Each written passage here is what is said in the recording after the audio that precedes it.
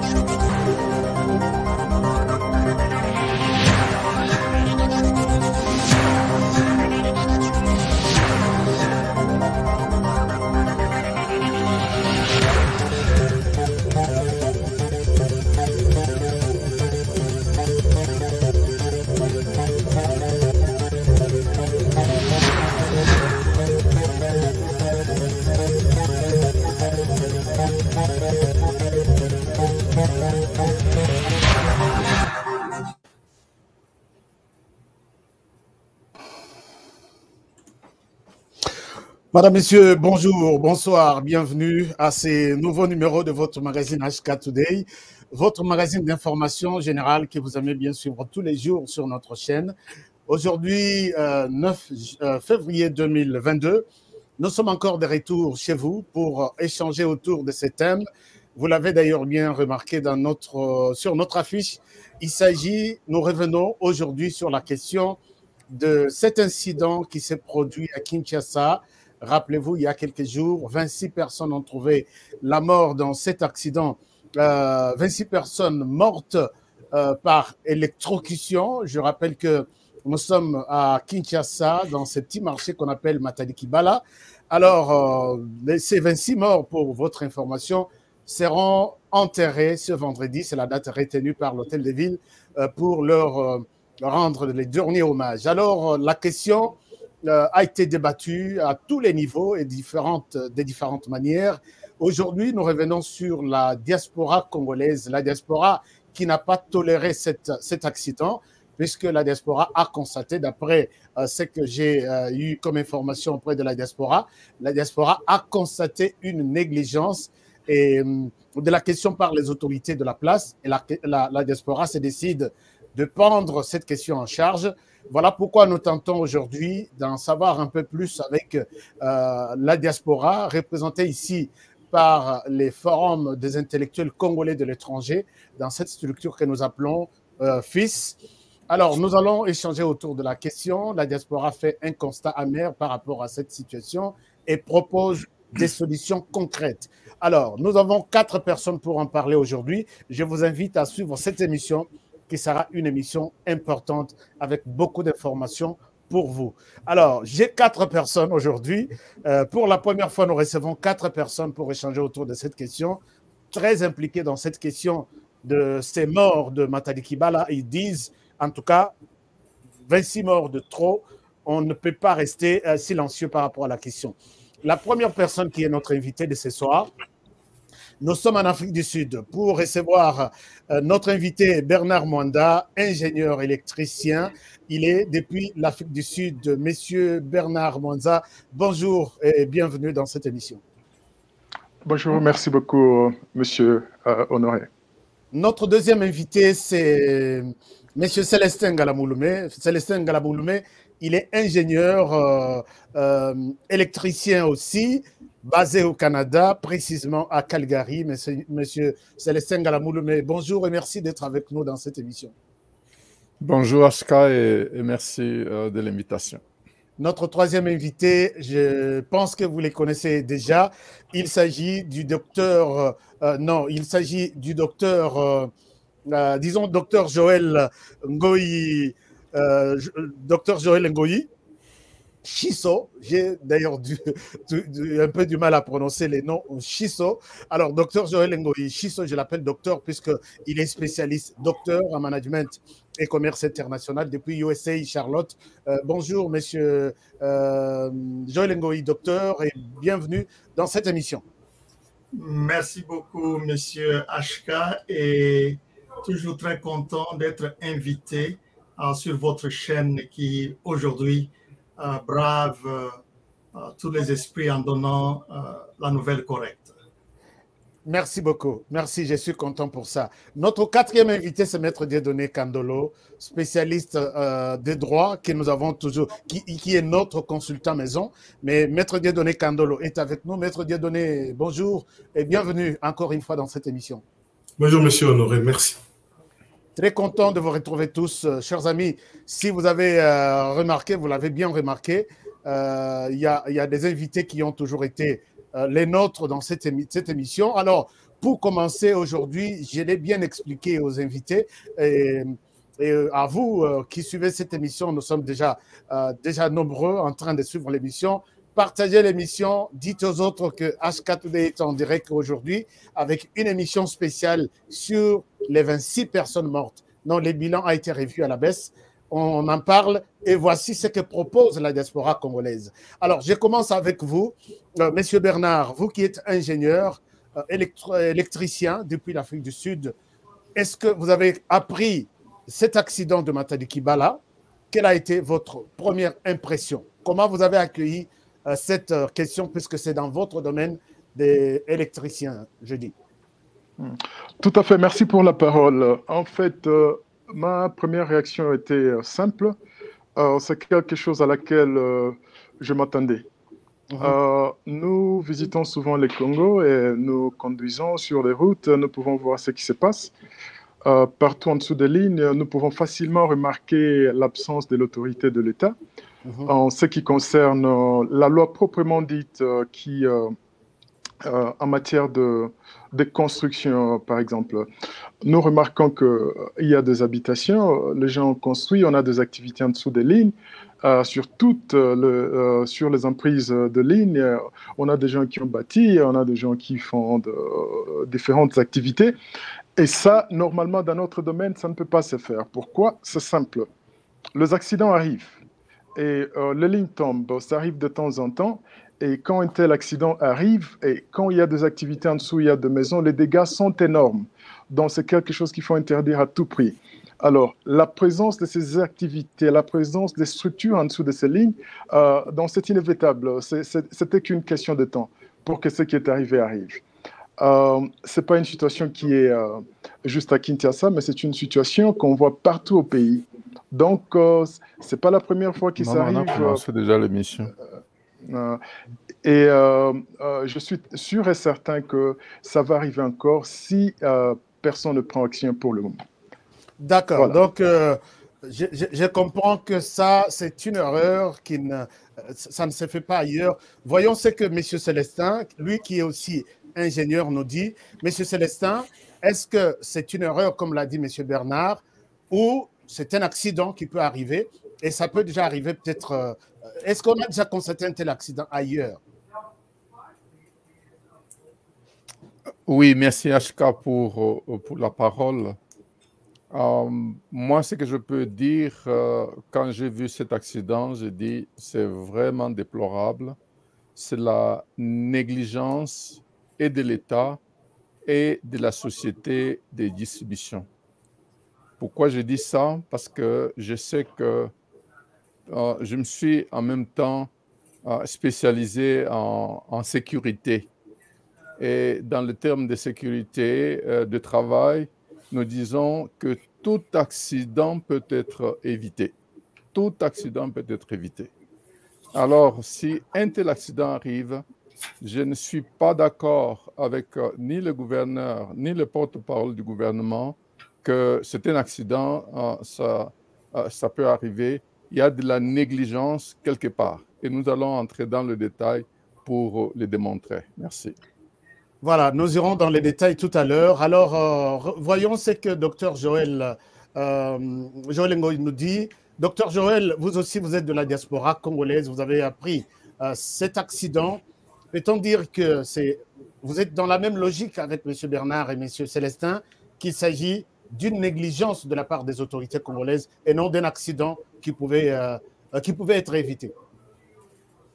Oui, je suis dans la même logique avec mes prédécesseurs parce que dans toute société comme la SNEL, comme la gestion de marché par le gouvernorat et les communes de Kinshasa, et même par le gouvernement qui aussi s'est empressé d'être sur les lieux, il y a toujours un aspect managérial. Et le management vient juste appuyer ce que mes prédécesseurs ont dit pour mettre en place les mécanismes de gestion qui permettent d'éviter les accidents et de les minimiser. Alors, par exemple, quoi? Par exemple, mais avant de venir, puisqu'on peut éviter les accidents, les câbles sont installés depuis je ne sais pas quelle époque, comment on pouvait éviter ces accidents? Puisque, en tout cas, je ne sais pas, peut-être les ingénieurs vont nous expliquer. Voyons ce que pense Maître Dieudonné Kandolo. Juridiquement, Maître Dieudonné, trouvez-vous un responsable dans cet accident? Oui, il n'y a pas de doute qu'il y a de responsable. L'État congolais est responsable. La ville de Kinshasa est responsable. La SNEL est responsable. Toutes ces trois entités sont responsables. Je vais dire pourquoi. Vous savez d'abord qu'au Congo, nous avons dans notre disposition l'arsenal pénal. Il est prévu qu'il est interdit de construire dans un certain périmètre des ouvrages ou des installations électriques. Ça, c'est déjà une chose. Et l'État devait veiller à ce que la population ne puisse pas habiter dans une zone interdite.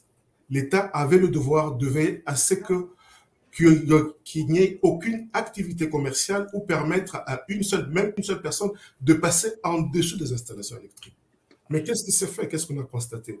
Les agents, les fonctionnaires du cadastre qui dépendent du ministère des Affaires foncières, ce sont des fonctionnaires de l'État. Ils ont émis des certificats dans des zones interdites.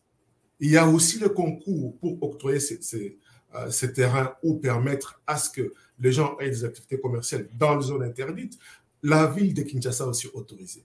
Et quand il y a le faute, ici c'est le faute de fonctionnaires, on va peut-être poursuivre les fonctionnaires qui ont émis ces permis sur le plan criminel, mais sur le plan civil, c'est des gens qui travaillent pour quelqu'un. On doit poursuivre les commettants. C'est comme quand vous avez par exemple votre chauffeur, il va en cours de route avec votre voiture, il connaît quelqu'un, mais c'est vous, l'employeur, qui doit être poursuivi. Ici, le gouvernement congolais a failli à sa mission de protéger la population parce qu'elle n'a pas pris de mesures alors qu'elle a le moyen de pouvoir empêcher à cette population de ne pas occuper les zones interdites. À ce moment-là, elle a failli à sa mission, donc elle a commis un délit, il a une responsabilité civile. Donc, on peut le poursuivre sur le plan civil en dommages et intérêts par les victimes. Et ce n'est pas au ministre ni au gouverneur de nous dire s'ils sont responsables ou pas. Non, les cours de tribunaux sont là. Moi, je dis que la responsabilité des employeurs de ces fonctionnaires, la responsabilité des employeurs, donc je parle aussi de l'État, donc je parle parce que c'est de l'État congolais sur le plan national, l'État congolais sur le plan provincial qui devient la ville de Kinshasa, et la SNEL qui avait pour mission que quand elle a fait monter, elle a installé ces installations électriques, elle devait prendre les précautions de faire de telle manière qu'on puisse empêcher les gens qu'ils ne puissent pas avoir une libre circulation. Ils n'ont pas pris cette précaution. C'était des fautes qui étaient évitables. Pour cette négligence-là, les victimes ont le droit sacré par la Constitution de poursuivre l'État congolais, les villes de Kinshasa et l'SNEL parce qu'ils ont créé des préjudices. À cause de leur négligence, les gens sont morts. À cause de négligence de ces 3 institutions, s'il y a des gens qui sont blessés, ben, ils ont droit à recevoir des reparations. Ils doivent poursuivre l'État congolais, qui n'aient pas peur. Je crois que le cours des tribunaux leur donneront raison, que ne soit pas ce que le gouverneur et le ministre de la Communication ont dit. Alors, ça, c'est très important, Maître Dieudonné. Monsieur Bernard, dites-nous comment cet accident pouvait être évité. Vous qui êtes ingénieur, et je vais poser la même question à Monsieur Célestin pour les cas concrets de Kinshasa et de cet endroit, Matadi Kibala. Voilà, premièrement, la chose qu'il faut noter, que cette ligne, si je ne me trompe pas, elle doit avoir plus de 50 ans. Donc, j'estime cela en fonction des Zongo, qui est l'une des premières centrales qu'on a installées pour alimenter la ville de Kinshasa. La ligne va des Zongo jusqu'au poste de la Gombe, en 70 kV. Et je suis sûr et certain, parce que ça sont des genres de travaux que nous faisons tout le temps, et quand il y a des maisons ou quand il y a des habitations, voire même les arbres sur le tracé de la ligne, ça sont des choses qu'on dégage. On peut payer les gens pour qu'ils nous laissent de l'espace pour que la ligne soit construite. Mais à l'époque, si je peux penser à l'époque, il y a 50 ans passés, ou 60 ans passés, je suis trop sûr qu'il n'y avait personne là, il y avait encore la réglementation, il y avait la loi, les gens respectaient. Donc, bref, quand on construit les lignes, nous prenons ça en compte. Une distance pour une ligne de telle tension, une ligne de plus ou moins 25 mètres, je m'excuse, de part et d'autre du centre de la ligne. Bref, même si nous nous souvenons très bien quand nous étions encore des enfants, même aujourd'hui, on peut le voir même à Lumbashi sur certaines anciennes lignes. Les gens n'ont pas construit sur le tracé de la ligne, ils ne sont pas dans des emprises. Les gens ne construisent pas en dessous de la ligne. Le cas de Kinshasa est vraiment très exceptionnel. Certainement, ce sont les gens qui sont venus après la ligne. Alors, pour des raisons de coût, pour des raisons économiques, la ligne généralement n'est pas protégée de part et d'autre. Donc, il n'y a pas moyen de mettre une clôture à empêcher les gens de passer. Les gens peuvent passer en dessous de la ligne, mais il faut bien noter ce qui ne peut pas se faire. Vous ne pouvez pas tenir des activités. Quand vous restez longtemps en dessous d'une ligne, vous augmentez la probabilité que s'il y a un accident, donc ça va tuer beaucoup de gens. Certainement, si la ligne tombe, il y a possibilité qu'une personne meure. Il y avait peut-être une voiture qui traversait. Il y avait 1 ou 2 personnes qui traversaient, mais certainement pas 26 à la fois. Donc, quelque part, je pense que les gens sont venus après. Personne par personne, voilà, les activités ont commencé et personne n'a interdit. Voilà, du point de vue technique, c'est ça le problème réel. Donc, il ne fallait pas permettre que les gens soient en dessous de cette ligne. Est-ce que ce genre de poteaux et câbles sont aussi en Afrique du Sud? Si oui, comment c'est installé par rapport à la population, avec la population? Comment ça se passe? Ce poteau, je peux vous dire... Nous voyons que partout où il y a des poteaux, en dessous des poteaux, il y a les maisons, les gens habitent calmement sans problème. Voilà. Ici, il y en a aussi s'installer, mais ils sont vraiment stricts. Ils ne vont pas accepter qu'une situation pareille arrive. Bon, petit à petit, je commence à voir aussi le même phénomène commence à se reproduire, surtout dans le milieu qu'on appelle de township. Donc, ce sont de développement informel. Donc, les gens les font, mais de temps en temps, il y a la police qui part et dégage tout ce monde. Mais franchement, je n'ai jamais vu vraiment une structure, une belle maison, vraiment un étage en dessous d'une ligne électrique. Ça, c'est quelque chose que je n'ai pas encore vu. N'empêche, je suis allé dans d'autres pays comme le Mozambique, où je vis certaines personnes qui ont carrément construit et le poteau de la ligne électrique se trouve presque dans sa maison. Oui, nous avons des photos ici, mais c'est extraordinaire. Je vais vous montrer d'autres photos. Voilà. Alors, merci beaucoup, Monsieur Bernard. Voyons ce que Monsieur Célestin nous dit par rapport à cet aspect technique. Comment pouvait-on éviter cet accident? Est-ce qu'il y a possibilité d'éviter cet accident par rapport à ce que nous voyons dans la ville de Kinshasa? Monsieur Célestin, je rappelle que vous êtes ingénieur. Oui, merci Ashka pour la parole encore. Oui, comme je disais, tout accident peut être évité. Qu'est-ce qu'il faut faire sur le plan de distribution, de transport des courants comme nous avons vécu avec cet accident? Nous avons entre la production jusqu'à l'arrivée de la sous-station, nous avons ce qu'on appelle la ligne de garde. Cette ligne de garde-là, c'est une ligne sécurité. C'est pour la sécurité de tous les matériels, en fait, des poteaux, des fils. Et cette ligne de garde est reliée à la terre. Et cette terre, dans chaque poteau, une fois par an, on passe pour vérifier si la terre est toujours bien, parce que la terre, des fois, on la coupe. Ce sont des câbles en cuivre.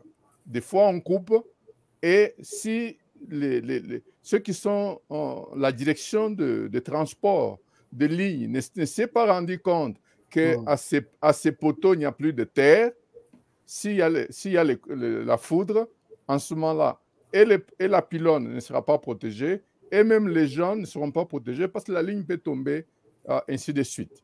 Donc, puisque la SNEL évoque aussi qu'il y a eu des foudres, comme vous l'avez dit tout à l'heure. Alors, voilà. est-ce que vous qui êtes ingénieur et vous avez un regard sur ce qui se passe au pays, est-ce que c'est suivi et permanent? Est-ce qu'ils font l'évaluation pour se rassurer que la ligne terre est en place et tout est bon, ou on a placé des poteaux, on a abandonné ça depuis l'époque de l'indépendance, l'époque coloniale, je pense. Je ne sais pas si c'est comme ça. Oui, HK, maintenant, ce qu'il faut, l'hypothèse que c'est la foudre, c'est l'équipe qui va faire l'enquête qui va déterminer si c'est la foudre ou pas. Parce qu'il y a aussi possibilité de vétusté de câbles. Les câbles ont une durée de vie. Les câbles haute tension ont une durée entre 30 et 70 ans. Donc, la ligne ici, si elle était installée en 1950, nous sommes déjà à 72 ans. 72 ans presque, oui. Oui, ça peut être carrément la vétusté, mais c'est l'équipe qui va faire le rapport, l'équipe d'enquête qui va réellement déterminer est-ce que c'est la foudre? Si c'est la foudre, est-ce que les terres ont été entretenues? Les terres sont des terres très bien étudiées, les terres qu'on place sur les pylônes, sur les 4 piquets et même le fil qui quitte la file de garde jusqu'au sol, c'est très bien étudié et ça se mesure. Chaque année, on doit passer mesurer si la terre est toujours bonne. Et les données de ces mesures doivent être enregistrées. Et ça, c'est obligatoire dans la maintenance. Et maintenant, l'équipe qui va faire l'entretien, qui va faire le rapport de cet accident, ils doivent vérifier avec la SNEL qu'on leur montre le cahier de maintenance de cette ligne. Exact. Est-ce que les terres ont été mesurées? Est-ce que les terres existent?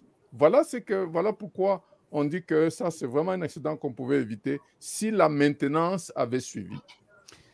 Mais là, tout de suite, je reviens à vous, docteur Joël Ngoï. Tout de suite, la SNEL publie sa déclaration confirmant que c'est la foudre qui est à la base de cet incident et personne n'est responsable dans ça. Alors, vous avez réuni la communauté congolaise il y a une semaine. Vous avez évoqué la question qui était au cœur de votre discussion. Qu'est-ce que vous avez dit concrètement? Nous pensons que c'est une erreur de laisser ces institutions commencer à faire des déclarations, parce que si je ne m'abuse pas, Maître Dieudonné pourra me compléter et dire que toutes ces institutions sont devenues aujourd'hui des sujets à intérêt sur l'accident qui est arrivé. Et dans un pays sérieux, par exemple, la police devait sceller les lieux pour qu'ils ne soient plus accessibles et que les preuves ne soient pas teintées. Aujourd'hui, ces lieux sont fréquentés. Les ingénieurs de SNEL, comme nous disent les experts, connaissent dans les enquêtes quels sont les éléments qui pourront être touchés. Qui pourra savoir si cela a été pris en compte pour cacher la réalité? Ça, c'est ma première inquiétude. Ma deuxième inquiétude, nous laissons SNEL faire des déclarations. Tout à l'heure, un ingénieur vient de nous dire qu'il devait y avoir les contrôles. et ces contrôles devaient être enregistrés. N'oubliez pas qu'ils sont maintenant des personnes à intérêt. Dans les cas où un procès pouvait être lancé. Quoi si, sachant que la situation peut être grave, on demande de tempérer les preuves de ces contrôles qui ont été faits, encore acceptant si les contrôles ont été effectués pour cela. Ce sont ces genres de questions qui donnent beaucoup d'inquiétude à la communauté congolaise de l'étranger. Un autre élément pour corroborer ce que Maître Dieudonné avait dit, on a tendance, d'après le dire du ministre de l'Information ou le porte-parole du gouvernement et du gouverneur de la ville de Kinshasa, ainsi que du directeur de SNEL, de mettre la faute sur la population. Elle s'est retrouvée à un mauvais endroit, elle ne devait pas être là.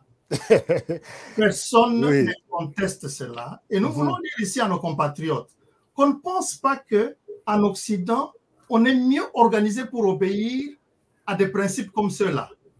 Ce qui fait qu'en Occident, nous obéissons aux lois, c'est parce qu'elles sont renforcées. Ce n'est pas parce qu'elles sont lois. Notre pays n'a pas un système de renforcement de lois.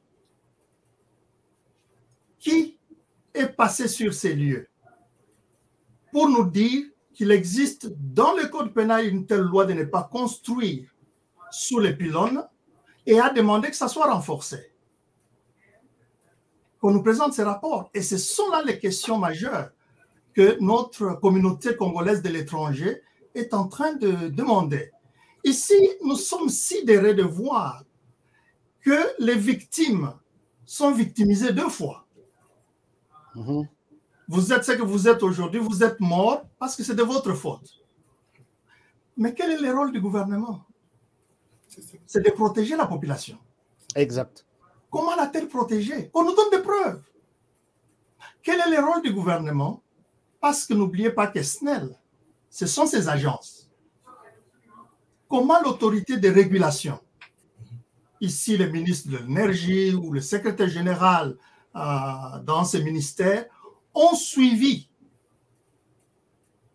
ces entreprises pour nous rassurer qu'un contrôle est toujours fait et maintenu. C'est là où moi, en tant que manager, je suis en train de... il passe régulièrement déposer des factures et récupérer de l'argent. Récupérer de l'argent. Ils se rendent compte de tout ça. Et je veux dire ici que ce qui fait encore très mal, c'est que ces grosses légumes comme les ministres, le PDG, se nourrissent de l'argent de ces pauvres personnes. Ils sont mieux payés, mieux protégés. Et quand il y a un problème, ils ne se rendent même pas compte que c'est eux qui les font vivre. Ils peuvent tout simplement passer et dire c'est de votre faute, et Bembea Mwamatangate, vous pouvez juste partir. Et là, la communauté congolaise de l'étranger, surtout FIS, dit non, nous ne pouvons pas continuer ainsi. Il faut, selon FIS, que des actions soient menées. Et ce sont des actions de justice. Laissons, allez-y. Invitons la justice à ne pas attendre. J'ai suivi Maître Dieudonné il y a quelques temps. Il a dit, c'est au procureur général, non pas seulement d'attendre des plaintes, mais de rechercher. De rechercher les problèmes là où ils sont. Voici un problème qui est là. Bon, nous n'avons pas besoin qu'on passe devant la télé pour nous dire qu'ils sont déjà en train de suivre le dossier, mais le problème est d'une ampleur nationale que si on a parlé d'un communiqué officiel sur le coup d'État, on devait aussi savoir un communiqué officiel sur la justice dans une question comme celle-ci. Alors, voyons ce que Maître Dieudonné nous dit. Maître Dieudonné, vous êtes juriste, je rappelle, vous êtes avocat au barreau d'Alberta. Nous sommes au Canada. Est-ce qu'une telle situation, avez-vous déjà vu une telle situation dans votre carrière? Est-ce que si une situation arrive comme telle, est-ce qu'on peut accorder la responsabilité aux victimes? Puisque si vous avez suivi le docteur Joël qui dit que la plupart, les autorités congolaises disent qu'ils sont morts de leur faute. Est-ce qu'il vous est déjà arrivé de constater une telle situation? Et comment la situation, si oui, comment ça a été déjà tranché? Donc, La faute incombe à ceux-là qui ont mal construit, qui se sont installés sous les câbles, sachant que les câbles, ça, c'est du courant, ça tue. Donc, c'est tout simplement déplorable. Le ministre de Communication et le gouverneur et, je crois, les DG de SNL ont seulement fait preuve d'une grande irresponsabilité. Ils se sont mis à cracher sur le mort, sur les victimes. Le gouvernement a le devoir de protéger sa population. Comme le docteur venait de le dire tout à l'heure, il y a une loi pénale. Vous-même, dans une émission, vous avez montré même ces dispositions-là. Exact. Il revenait à la police, aux agents du gouvernement, de faire tout pour que cette loi soit respectée, de faire exécuter cette loi. La SNL passe par là. Ces agents passent. Ils envoient des factures. Ça veut dire qu'ils avalisent que les gens habitent sur ou occupent les zones interdites.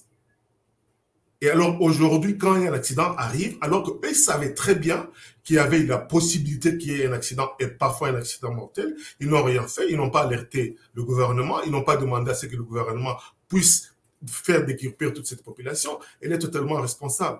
Encore qu'on se pose des questions de savoir est-ce que la SNL s'est-elle donnée vraiment, véritablement à sa tâche de s'assurer que toutes ces installations fonctionnent et que leurs installations sont encore à jour, peuvent être utilisées à bon escient.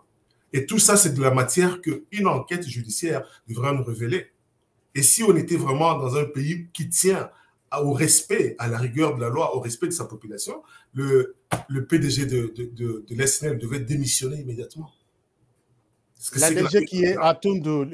Il devait démissionner immédiatement. Regardez tout simplement pour l'histoire des coups d'État. On a alerté tout le monde en parle. Mais ici, il s'agit de plus de 26 morts.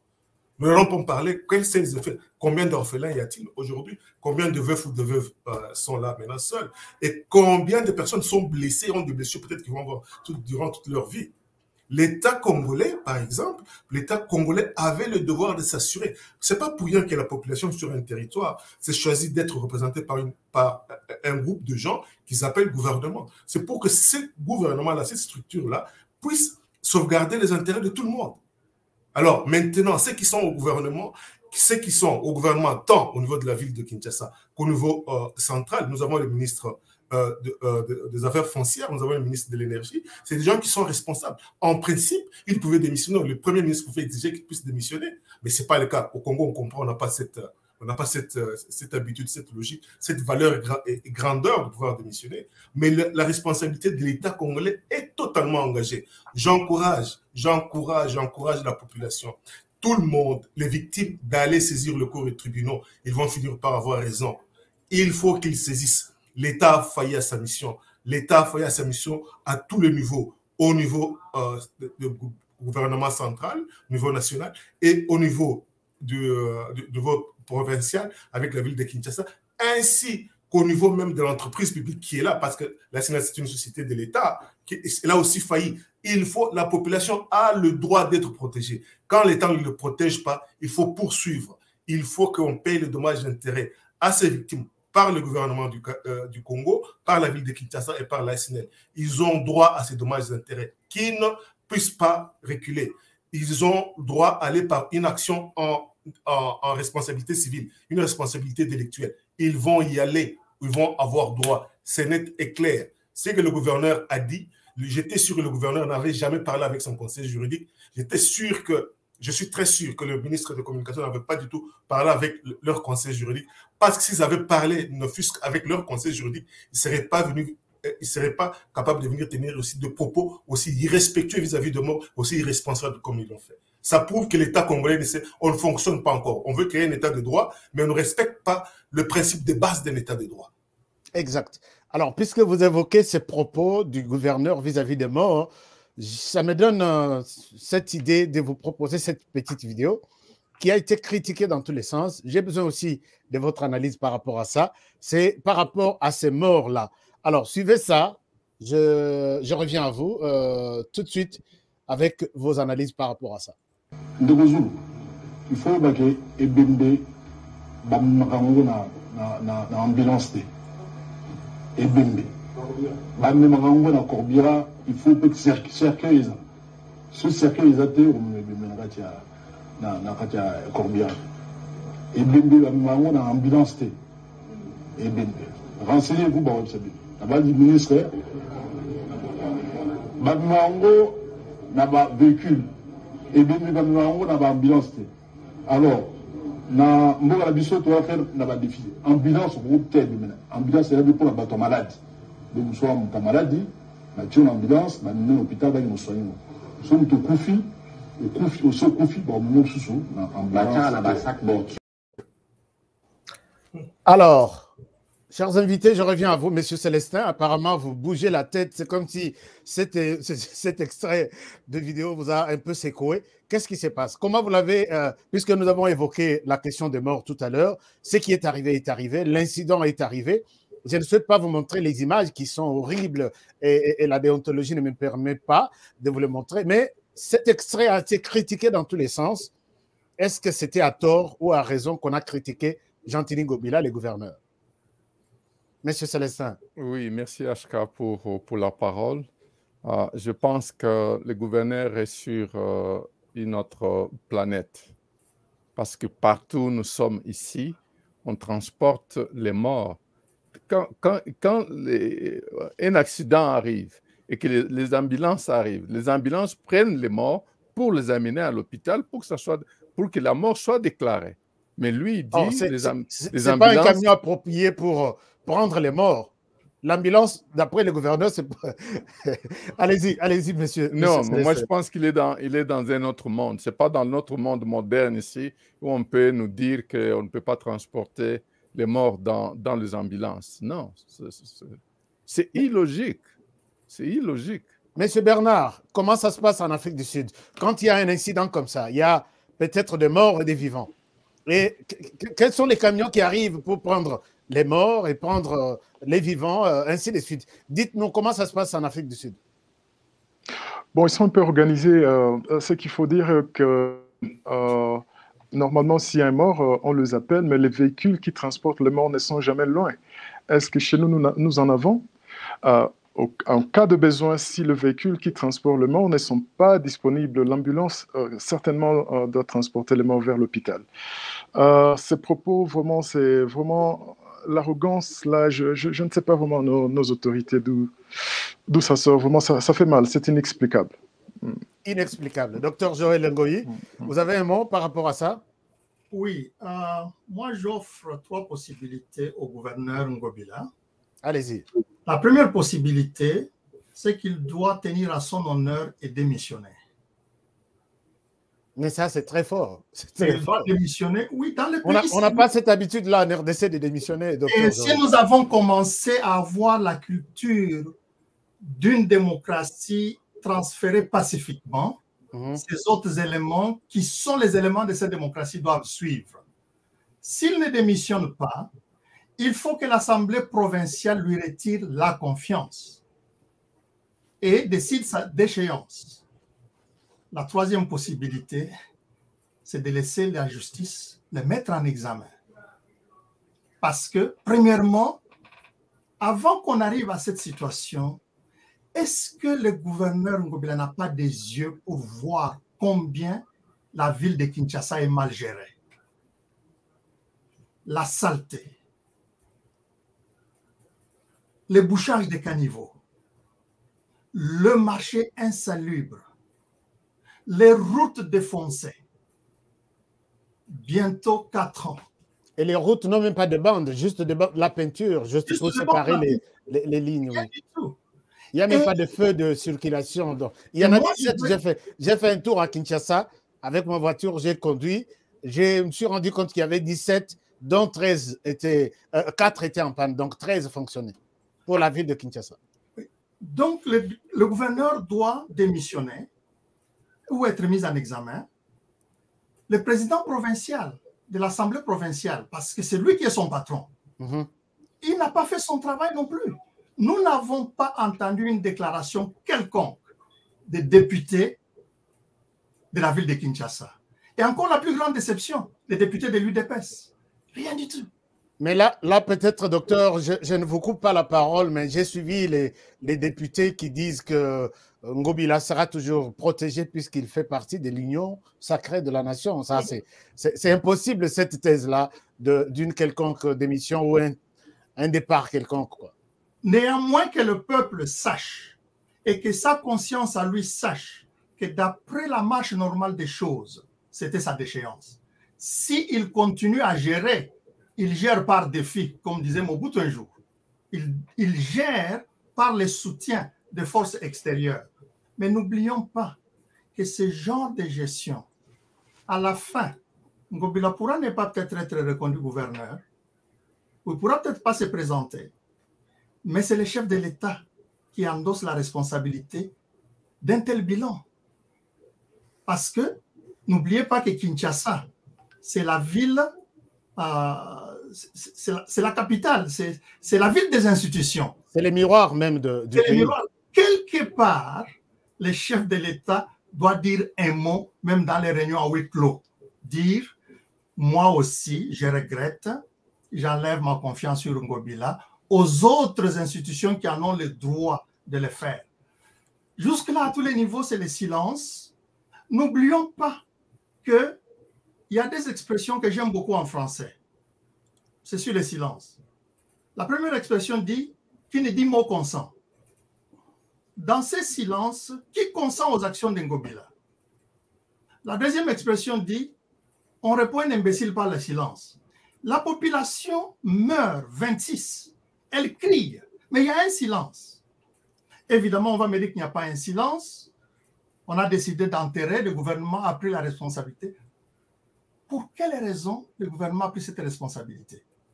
Et c'est par compassion ou bien par effectivement le fait de croire que oui, ces morts nous concernent. Ce matin, j'ai reçu un appel de Kinshasa qui me signale qu'ils sont en train de préparer des petites enveloppes à donner aux familles immédiatement après l'enterrement. Au nom de quoi ces enveloppes vont être données? Quel juge a décidé le dédommagement de ces familles? Pour quel montant? Il n'y a que deux possibilités pour la population ou pour les familles. Ça veut dire que si tu es déjà mort, tu vas être enterré.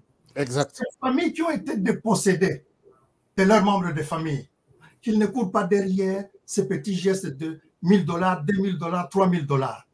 Et s'ils en acceptaient que ça soit une avance que le gouvernement leur a donnée pour qu'ils mettent aux dispositions des avocats qui vont faire le procès tel que Maître Dieudonné nous l'a conseillé.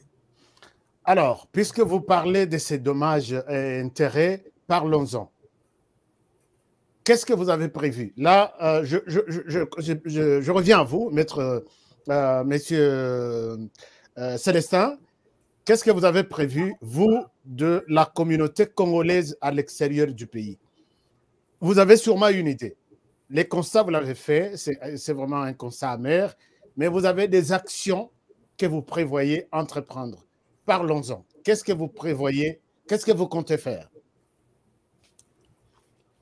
Merci, Ashka, pour la parole. Je voudrais ajouter un élément. Ça, c'est une question qui sera répondue plus par le président.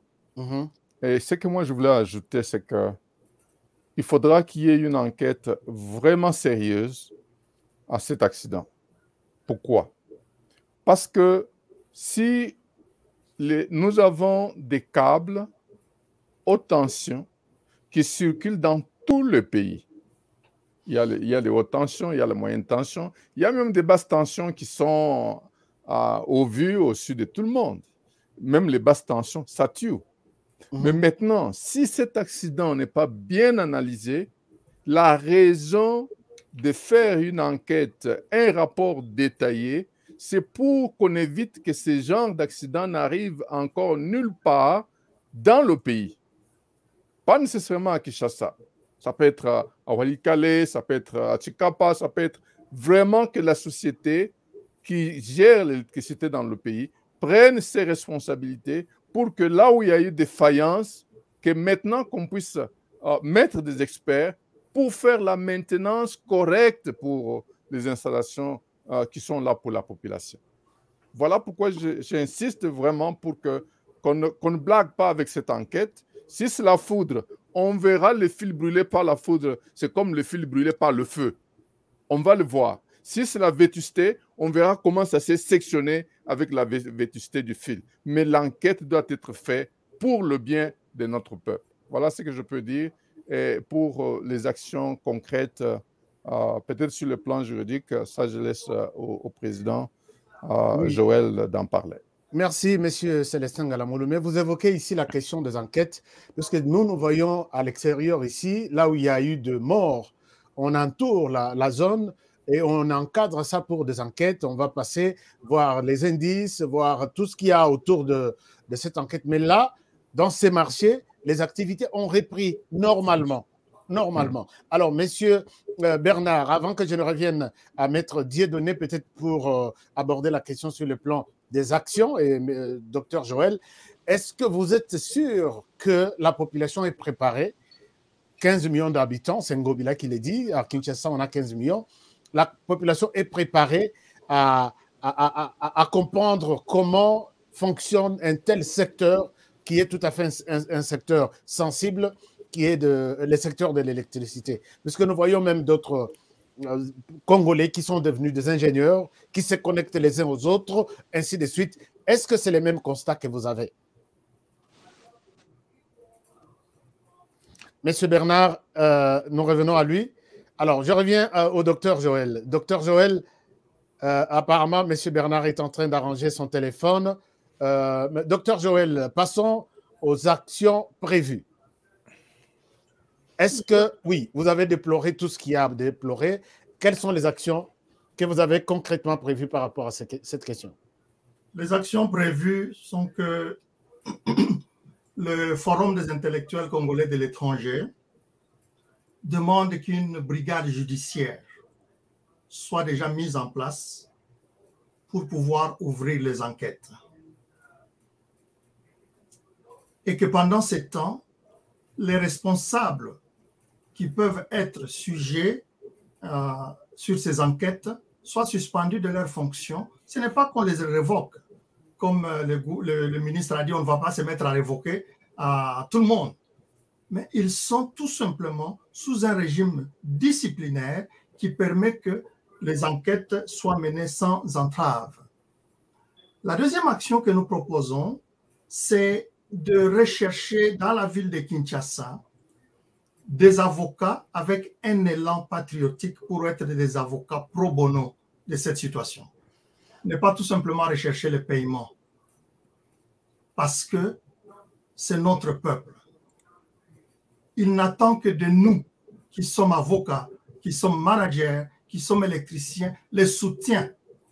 Si nous pouvons avoir des avocats pro bono, le Forum des intellectuels congolais de l'étranger est prêt à les enregistrer pour travailler ensemble avec un expert comme Maître Dieudonné à partir d'ici et eux à Kinshasa pour écouter les témoins, écouter les familles, les survivants et commencer à constituer les dossiers.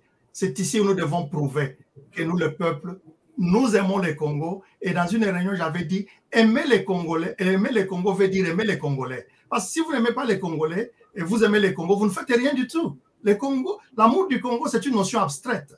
Elle devient réelle quand dans une situation comme celle-ci, nous nous levons comme peuple. Donc, nous attendons office et vous nous aiderez à passer l'information de notre site et notre email pour que maintenant que cet appel, s'il est suivi par nos jeunes avocats à Kinshasa, par nos jeunes étudiants dans les facultés de droit, qu'ils se lèvent pour se présenter en avocat pro bono.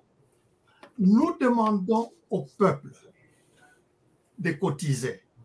Nous trouverons un mécanisme que nous allons présenter pour que des miettes de ces femmes marchandes arrivent dans une caisse et financent les opérations de ces procès.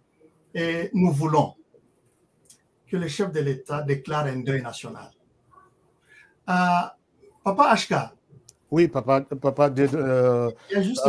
Joël Ngoyi. Il y a juste quelques jours, je suis sidéré de voir au Brésil un Congolais meurt aux mains de son chef.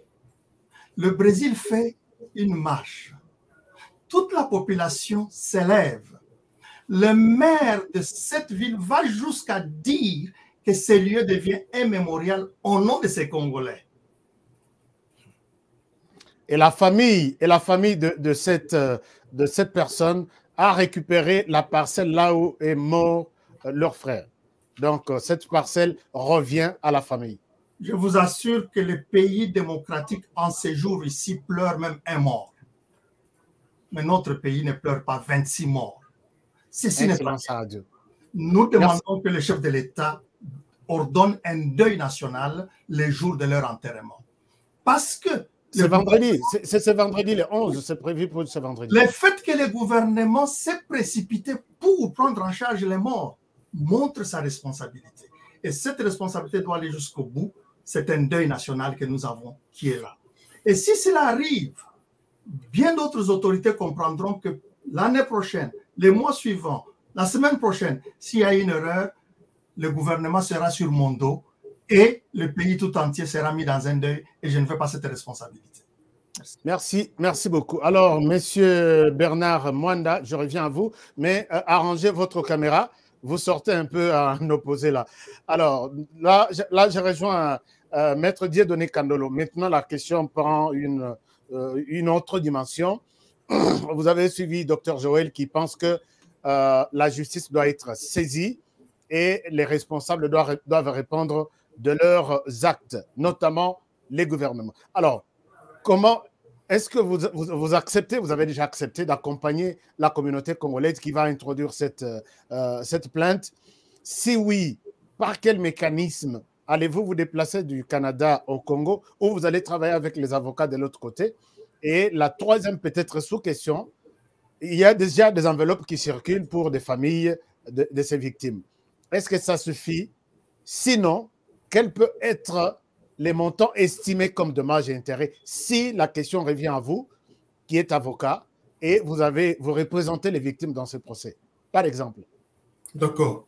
Je commencerai d'abord par la question de savoir si le gouvernement leur donne quelque chose. Je voudrais tout simplement que chaque famille qui aura reçu cet argent, qu'elle ne signe pas qu'un engagement avec le gouvernement comme quoi il renonce aux poursuites de dommages et intérêts. Qui ne signe absolument rien. Parce que s'il signe comme ça, le gouvernement peut demander au tribunal pour dire la famille telle avait déjà renoncé à nous poursuivre. Il faut vraiment qu'il fasse attention. Exact. Ça, c'est très important. Très important. Troisième chose. On peut leur amener un papier, vous recevez cet argent et vous signez. C'est ce que les États-Unis, les pays de l'Occident, le faisaient quand ils étaient en Afghanistan, alors que pour des raisons de sécurité, ils devaient rouler très vite et deux fois on connaît les gens. La famille venait, on vous donne $10 000 et puis on signe comme quoi plus de poursuites. Donc, il faut faire très attention qu'ils ne signent pas des engagements pareils. Ok, ça c'est très bien compris. Alors, ceux qui ont des familles de l'autre côté doivent leur donner ces messages en urgence. Que si on leur donne l'argent, qu'ils ne refusent pas de recevoir l'argent, mais qu'ils ne signent absolument pas rien. Pas du tout. Et alors, le problème, les dangers chez nous, ça veut dire que, vous savez, chez nous, ce n'est pas la famille nucléaire. Peut-être l'oncle paternel, les grands frères, qu'on sache à qui affaire. Si la personne est mariée, c'est son mari qui est responsable. Si c'est le mari qui est mort, c'est sa femme qui est responsable.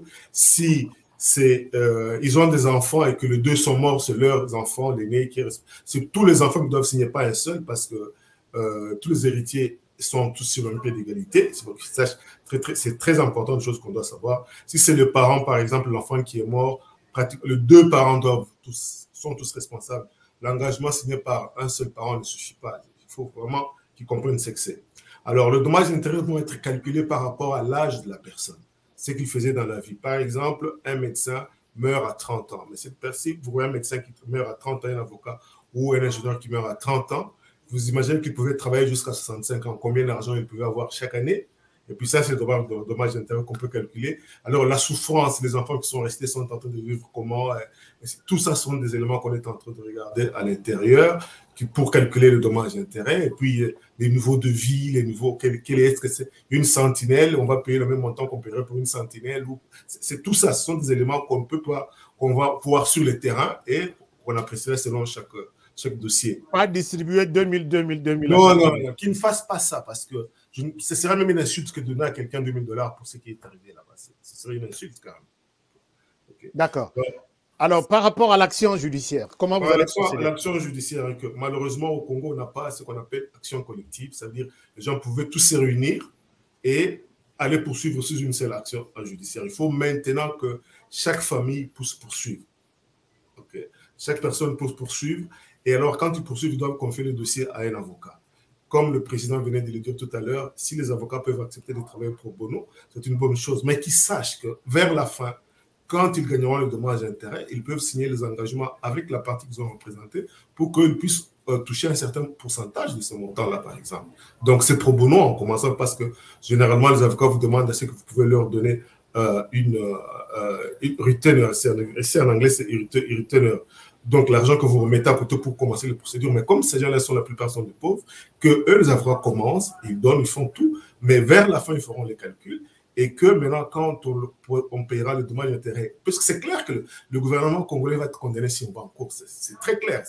Donc là, vous demandez au fils de préfinancer ces actions. Oui, s'ils peuvent. Et c'est constitué en partie civile. La fin des dommages d'intérêt pour les victimes, les avocats pourront avoir un certain pourcentage avec s'entendre par un accord. Toujours possible. Donc, on peut commencer dans ce sens-là. Et je suis prêt à travailler avec eux. Ici ou de l'autre côté, on va travailler ensemble. Aujourd'hui, la planète est devenue un village, donc c'est plus difficile de travailler ensemble. Donc là, il n'y aura pas 26, d'après votre logique, au lieu de 26 procès ou 26 plaintes, il faut qu'on ait peut-être une plainte avec toutes les personnes. Alors, c'est que le tribunal appartiendra au tribunal de faire la jonction des affaires. Il va faire la jonction des affaires parce que ce serait le même preuve qu'ils vont tous utiliser. Et le défendeur qui sera le gouvernement, la ville de Kinshasa et la SNEL, devront venir avec le même preuve. On ne pourrait pas avoir 26 procès pour ça. Non. Le juge, c'est ce qu'on va demander au tribunal d'ordonner la jonction de toutes les causes, de telle manière que toutes les causes vont être jugées dans un seul dossier.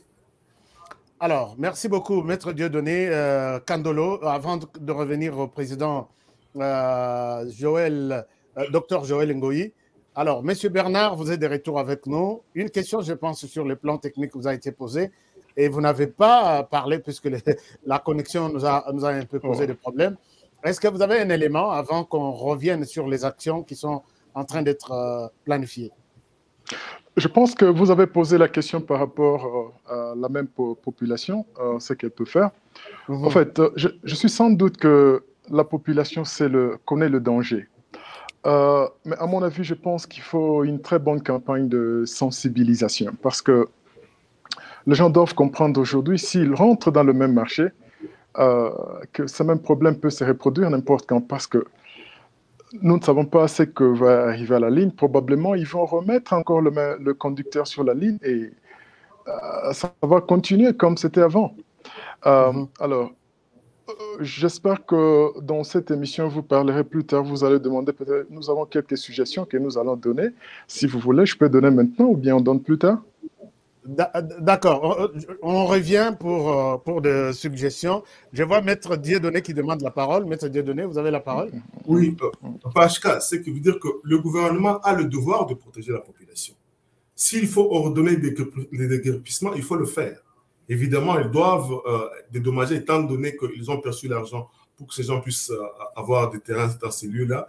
Ils doivent pouvoir leur donner l'argent pour pouvoir qu'ils aient s'installer ailleurs. Mais il faut ordonner les déguerpissements. C'est une question urgente. Ils ne peuvent pas perdre le temps par rapport à ça. C'est un danger. On ne peut pas négocier. C'est quelque chose qui n'est hors de négociation. D'abord, même ces terrains-là sont vraiment...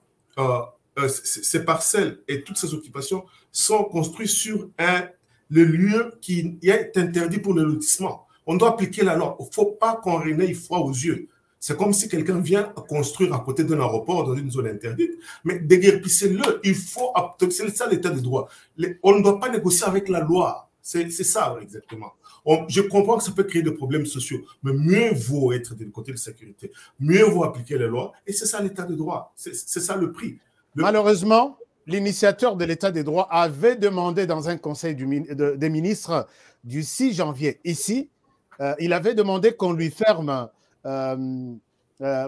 ces marchés, mais du 6 janvier jusqu'à aujourd'hui, le marché continue. Voilà, on est passé. Oui, mais il n'y a pas que le marché. Il n'y a pas que le marché.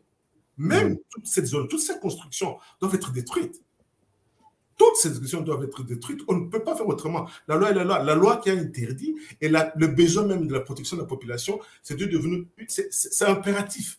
C'est un besoin impératif, c'est une obligation impérative. On ne peut pas faire, le gouvernement ne peut pas aller s'y faire des compromissions, il ne peut pas créer, il ne peut pas aller s'entendre autrement. Le président de la République a prêté serment de faire respecter les lois et la constitution du pays et qu'il exécute finalement. C'est le premier exécutant, c'est le premier magistrat du pays. À ce moment-ci, il ne doit pas avoir un état d'âme, il faut qu'il agisse. Les services de police sont là, le gouvernement doit agir. Mais je comprends que comme eux-mêmes, le gouvernement, les deux niveaux du gouvernement sont complices avec ces gens qui sont allés habiter là-bas illégalement, ben, ils doivent prévoir un mécanisme pour que ces gens-ci puissent trouver un logement, ne fût-ce que temporaire quelque part. Mais sinon, il faut exécuter la chose. C'est là où la SNL, pourquoi la SNL n'est jamais allé en cours pour demander le décrépissement forcé de tous ces gens-là. C'est pourquoi il est complice aujourd'hui. Aujourd'hui, sa responsabilité doit être engagée. Merci. Merci beaucoup, Maître Dieudonné. Alors, nous atterrissons avec cette émission. Nous passons donc aux propositions et suggestions pour atterrir. Alors, je reviens à vous, Monsieur Bernard Mwanda, pour de propositions, si vous en avez, par rapport à ces sujets qui inquiètent tout le monde, qui touchent toute la communauté congolaise. Que diriez-vous avant peut-être qu'on ne se sépare dans cette émission aujourd'hui? Moi, je pense que je dirais, le maître l'a très bien dit, les gens doivent dégager, donc il faut certainement dédommager ces gens en leur donnant des terres quelque part d'autre où ils doivent construire. Donc la ligne doit être libre, il doit y avoir absolument rien en dessous de la ligne ou à côté de la ligne, selon les normes qui s'appliquent au Congo. Ça, c'est la première chose. Il y a la deuxième chose. Quand on demande à ce que ces gens dégagent de cette ligne, on doit leur proposer un montant pour qu'ils s'achètent quelque part autre où habiter. Tout à fait, tout à fait. Je pense que si je ne me trompe pas, le maître va me corriger. Donc, l'État est le maître de terre. On a assez de terre à Kinshasa. Regardez au sud de Kinshasa, il y a plein de trucs. Alors, moi, je pense que ce qui nous manque aujourd'hui au pays, nous n'avons pas de plan directeur. Nous devons vraiment nous cantonner, vraiment travailler beaucoup plus sur cet aspect, de développer des plans directeurs d'électricité, des routes et de la distribution d'eau aussi. Et ces plans-là ne doivent pas être des plans qu'on va faire vraiment un plan isolé, mais ça doit être des plans harmonisés. Là, on a tous les ingénieurs dans tous les domaines. Les urbanistes, on a des ingénieurs civils, des ingénieurs électriciens qui doivent regarder toutes ces problématiques. Alors, si Kinshasa est désengorgé, on a de nouvelles terres, on a de nouveaux terrains lotis avec de l'électricité, je pense que les gens vont facilement accepter de dégager, de quitter en dessous des lignes et d'aller vers ces nouveaux terrains. Parce qu'aujourd'hui, demander qu'on délocalise ces lignes, c'est presque impossible. Vous n'avez qu'à regarder la carte de Kinshasa. Si nous déplaçons ces lignes, c'est pour les amener vers les postes par quelle route, dans quelle direction. Il n'y a pas d'endroit. Tout ça, c'est parce que nous n'avons pas un plan directeur. Il n'y en a pas. Alors, moi, j'accepterais que tout celui qui a ces plans, qu'il me le présente. Je suis très intéressé à les voir. Il n'y en a pas, à ce que je sache. Merci beaucoup, Monsieur Bernard Mwanda. Depuis l'Afrique du Sud, je rappelle que vous êtes ingénieur électricien. Je reviens à vous, Monsieur Célestin Ngalamouloumé. Vous êtes aussi ingénieur. Et c'est la fin de cette émission. Quelles sont vos propositions concrètes, peut-être pour que ce genre de choses ne reviennent plus dans les jours à venir au peuple congolais? Oui, merci Ashka pour le dernier mot. Ingénieur Bernard avait déjà commencé par là. Nous devons régulièrement avoir des émissions d'éducation de notre peuple à la radio et à la télévision. Pas seulement à Kinshasa, mais partout dans le pays. À travers la RDC, oui. L'éducation de notre peuple sur les différents dangers. Aujourd'hui, nous parlons d'électricité. Il y a des dangers avec la route, il y a des dangers avec de l'eau, il y a vraiment beaucoup à faire pour l'éducation de notre peuple. Ça, c'est un. Deux, la proposition, nous sommes en train de parler des marchés. Mais quand on fait l'inspection sur le parcours des lignes, nous verrons qu'il y a même des églises en dessous des câbles haute tension. Non seulement des églises, il y a des maisons d'habitation, il y a des marchés, il y a tout en dessous des maisons d'habitation et des lignes haute tension. Donc, l'inspection doit être vraiment générale de fond à comble pour mettre une fiscalité de l'ordre dans ce domaine à partir de cet accident.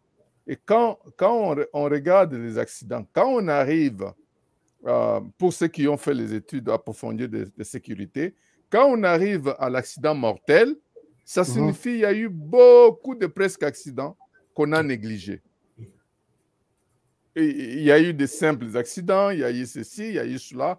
Quand on prend la pyramide, HK, ça c'est quelque chose auquel je pourrais vous demander de vérifier un jour. Mettez seulement dans Google la pyramide des accidents. Pour voir que quand on arrive aux accidents mortels, c'est qu'il y a eu beaucoup de négligence, des petits accidents, des petits incidents. C'est là qu'on arrive au sommet, on arrive aux accidents fataux avec mort d'homme.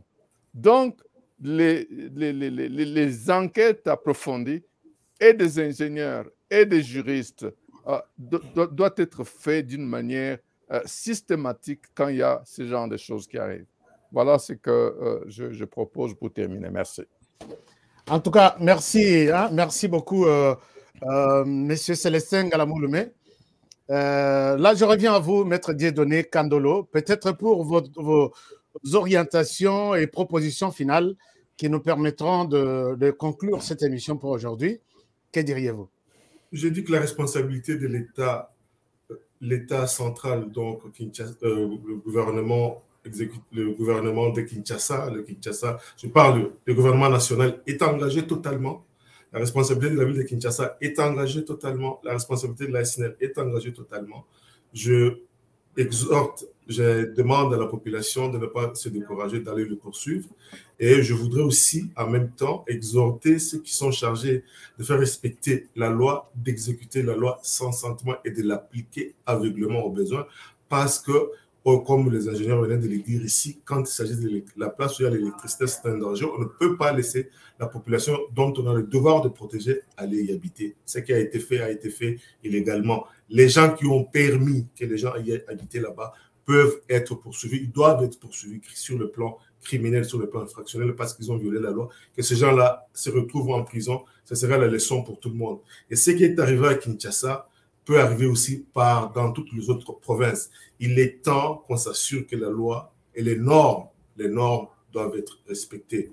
C'est que monsieur le gouverneur Ngobila avec monsieur le ministre ont fait comme déclaration, c'est des déclarations de fuite en avant. C'est des déclarations malheureuses et peut-être même motivées par l'ignorance, peut-être pas par la mauvaise foi. Donc, que le budget en puisse agir.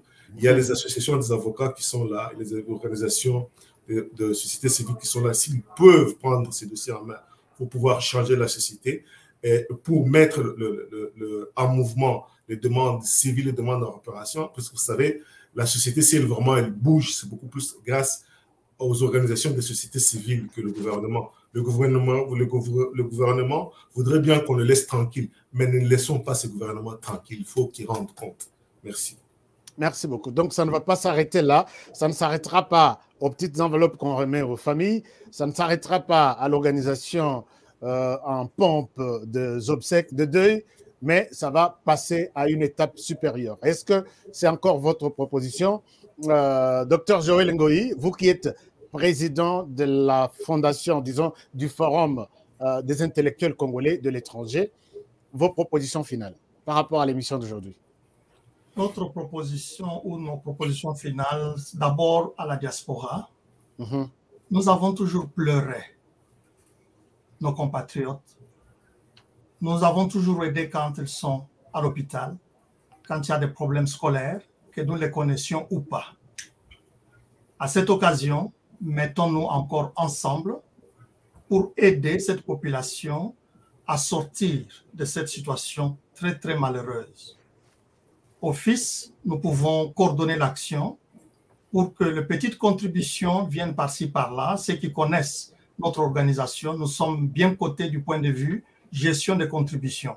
Nous les recevons et c'est affecté à la raison pour laquelle nous avons collecté et nous nous rendons responsables de nos frères et sœurs.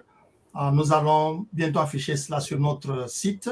Notre site internet, c'est www.fisclub.com, www.fisclub.com, ou appeler HK qui pourra, parce que c'est facile de retenir son numéro, qui pourra nous connecter. Il nous a déjà connectés à beaucoup.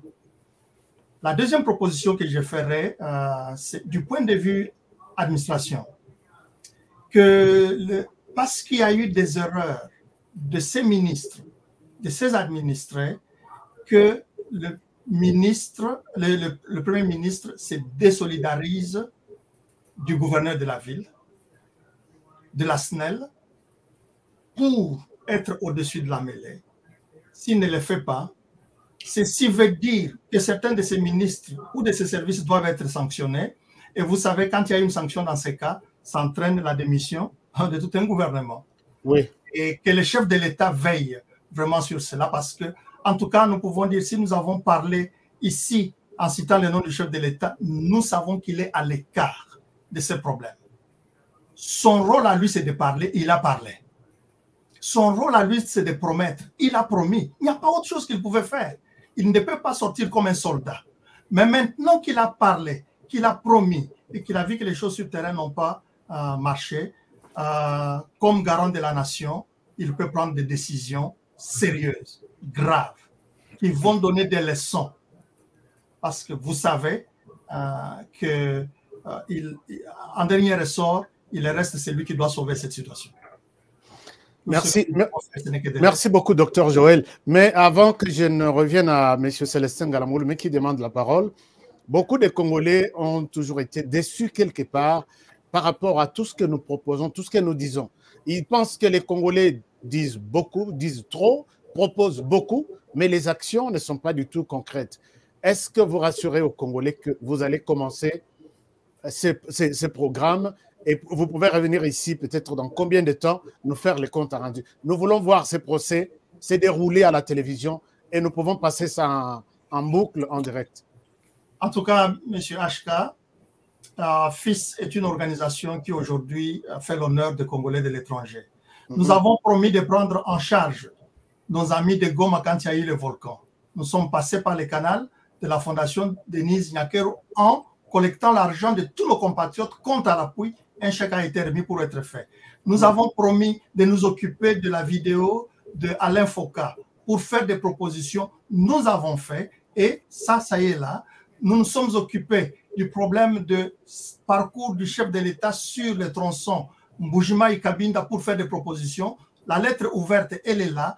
Nous promettons, nous réalisons.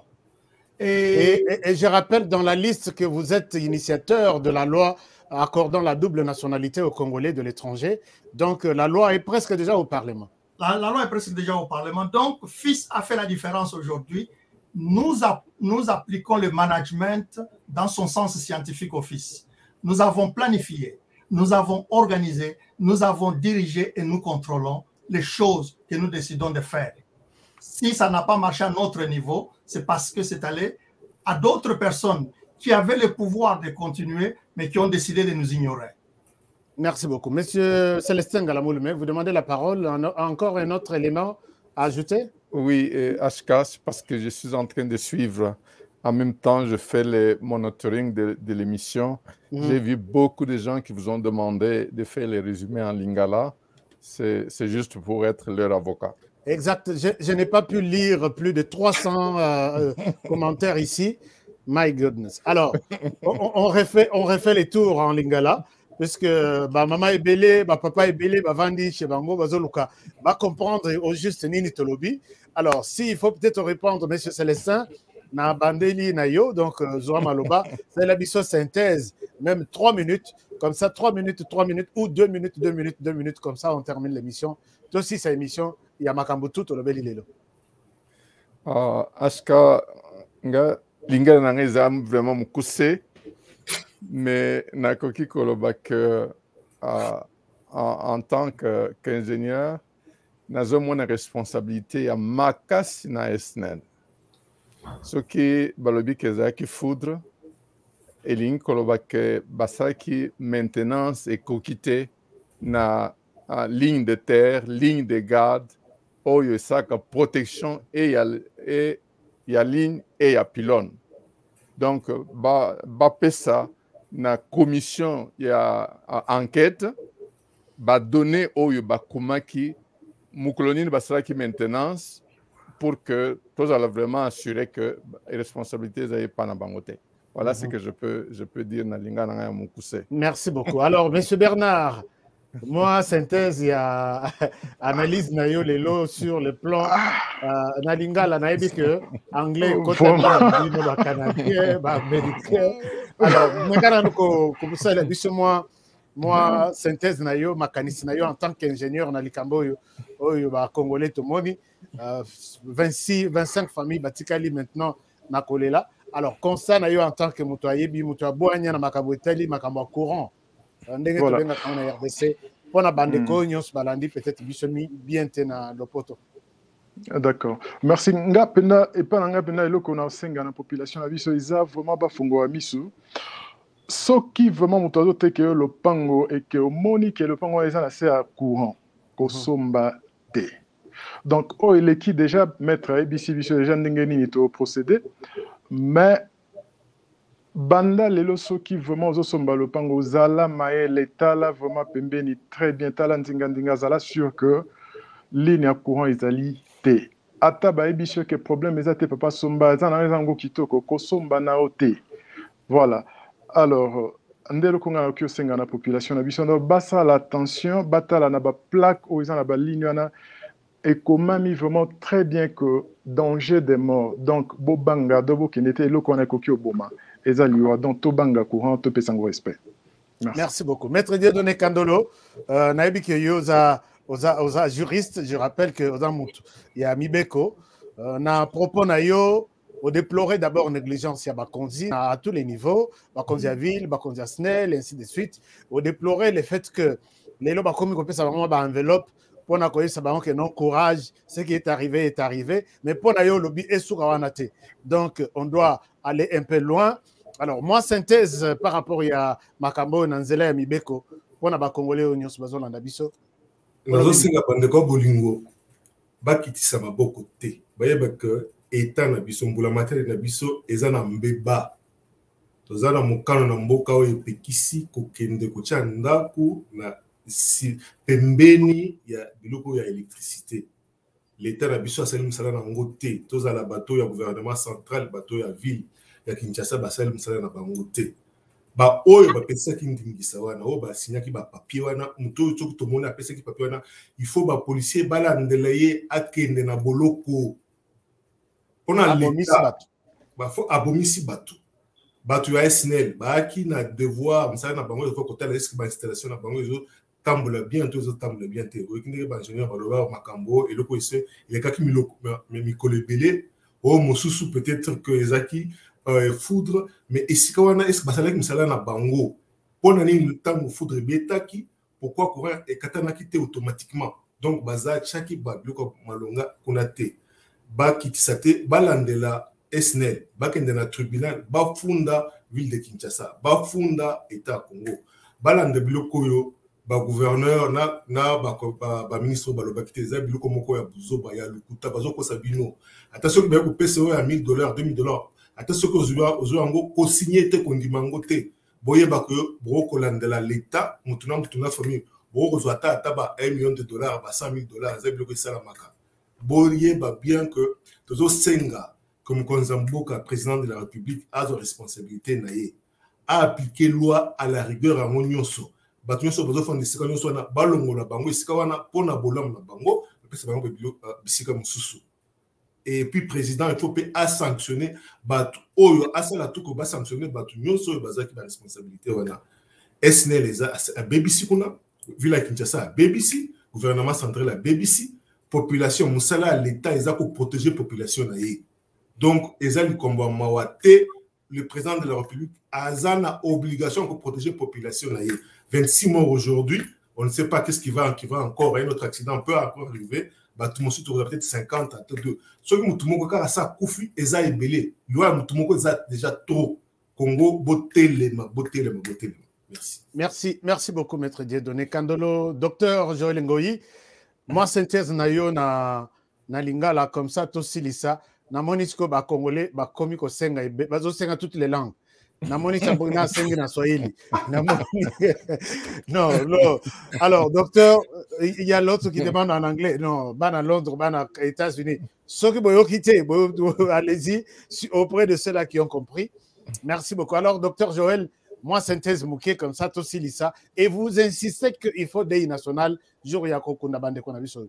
Oui, Bisoto Sengi était Congo Mobimba et Salamatanga. Chef de l'État apesa ndingisa wana na mukolo tozokunda bandeko oyo ba kufina liwa ya pasi vendredi le 16, vendredi le 11 plutôt. Et Ambalakata. Kasi soki esalami te na tango bazali na cimetière tosengi ba Congolais na tango wana ata 1 minute de silence et pas nyonso ozali otelema otolela bandeko bakofi. Biso tozali batu ya diasporité. Oyo lokola ba diaspora ya bangobila baza komonisa bino pasi na mauvaise gestion. Nous toza diaspora responsable. Diaspora oyo yoka kamawa. Diaspora oyo lingete mboka na biso à travers mokonzi na biso etelema et pas itobandaki na démocratie tokende mosika. To sengete bino kuna ba oyo ba membre ya famille na population mobimba na biso awa to sangana tozwa batu ya mibeko oyo bakondima kosala na motema ya mawa pe ya patriotisme po ete tomema dossier oyo na ba juge ete batala yango bakoma na conclusion oyo bako imposer na batu nyonso. Forum ya ba intellectuel congolais à étranger ezali boke ya bana na bino balongwa mboka ba mususu babotami awa bazana mawa ya koyebete mboka na biso eza kotambula malamu te tolingi tosalisa mokonzi tolingi tosalisa bakonzi aussi longtemps que bazali kolakisa peke balingi makambo ya malamu eleka selon ba discipline oyo toyebi. Tozali lelo na ba 5 continents nyonso na 34 pays avec beaucoup de membres. Donc ezali loko ya sika eye ko botama ezali déjà mbula mobimba toza kosa mutute toza kolia mbongo ya mutute tozali nde koya kosalisa bino mais ceux qui tozali boke ekokende mosika. Merci. Aksanti sana, Akuna Swahili, Léo, Maria. Donc, je suis en train de répondre aux gens qui insistent. Oui, il y a Swahili, là, ça, il y a moi synthèse. Non.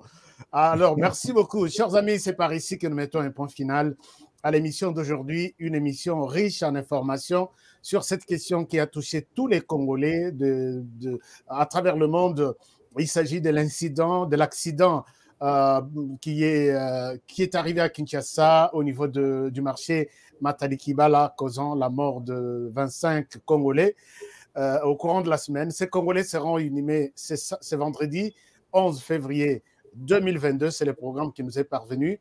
Votre chaîne vous fera la retransmission en direct du début à la fin de ces événements. C'est notre manière de contribuer à cette situation. Alors, nous avions le plaisir de recevoir aujourd'hui 4 personnes qui nous ont beaucoup édifiés. Il s'agit de M. Bernard Mwanda, ingénieur électricien depuis l'Afrique du Sud. Merci beaucoup, M. Bernard, d'avoir été avec nous. Nous avions également M. Célestin Galamouloumé, ingénieur de son État depuis Canada. Il nous a honorés dans cette émission avec sa présence et toute son expertise. Nous remercions également Maître Dieudonné Kandolo, qui est l'avocat au barreau de Alberta au Canada. Merci, Maître Dieudonné, d'avoir été avec nous dans cette émission. Et enfin, nous avions Monsieur Joël Ngoyi, docteur Joël Ngoyi, qui est spécialiste, docteur, je l'appelle docteur, il est docteur en management et commerce international, basé ici aux États-Unis. Il était avec nous, il est le président, je rappelle, président du Forum des intellectuels congolais de l'étranger, une structure qui réunit autour de lui, autour du docteur Joël, tous les Congolais de bonne moralité pour penser jour et nuit à la situation de la République démocratique du Congo. Merci à nos invités pour votre disponibilité. Je pense que je reviendrai à vous pour voir à quel niveau vous êtes avec ces dossiers. Est-ce que nous pouvons voir un procès de ces morts de Matadi Kibala? Merci d'avoir été avec nous. Et c'est fini pour aujourd'hui. À vous, chers amis, merci de nous avoir suivis. Merci de votre fidélité. Partagez l'émission On se retrouve demain pour un nouveau numéro. Le nouveau numéro de demain, c'est celui basé sur la situation, la déclaration de Paul Kagame qui menace presque la paix, qui menace presque la RDC. J'ai des éléments, on est en train de travailler sur les dossiers. Ça sera le sujet de demain. Est-ce que c'est une menace pour la RDC? Puisqu'il bondit, il parle de FDLR qui doivent être poursuivis, puisque les FDLR menacent la paix au Rwanda. Nous allons en parler, puisque nous connaissons les joueurs et son jeu. Alors, merci à tous et avec plaisir de vous retrouver. Merci à tous les partenaires qui étaient en ligne, connectés, qui alimentaient les débats autour de cette question. Je serai encore content et heureux de vous retrouver demain pour un nouveau numéro. Bonne soirée chez vous et à demain.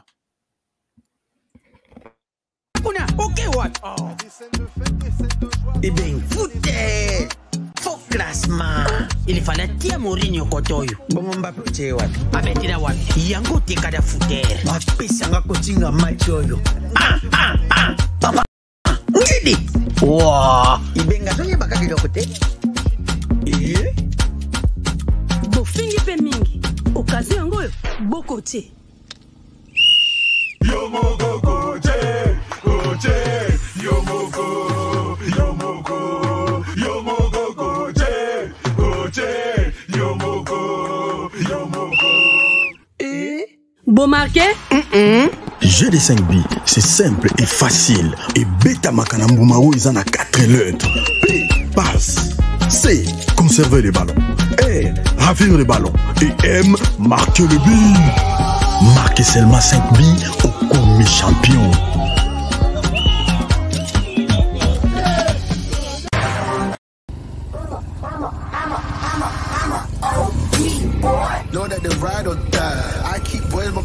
Alors, bonjour les amis, je pense que je vous remercie d'abord pour votre fidélité à notre chaîne, HK Today TV.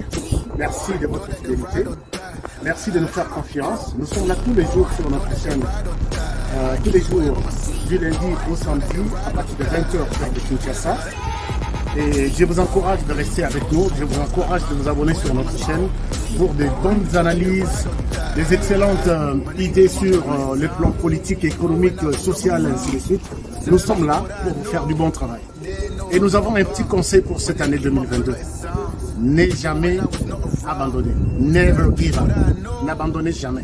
Restez comme moi sur la moto. Si vous avancez, vous êtes en équilibre, vous gardez l'équilibre. Si vous vous arrêtez, vous tombez. Alors c'est comme ça la vie en 2022. Donc, gardez votre rythme, gardez votre vitesse, gardez votre cap. Restez toujours droit vers votre objectif. Et c'est comme ça. N'abandonnez jamais. Alors, on se retrouve tous les jours, les soirs, à 20h de Kinshasa sur HK Today TV. Et nous sommes là avec vous et pour vous faire du bon travail. Alors, rendez-vous ce soir. Prenez bien soin de vous. Travaillons tous dans la beauté des choses, car chaque jour est unique. À très bientôt.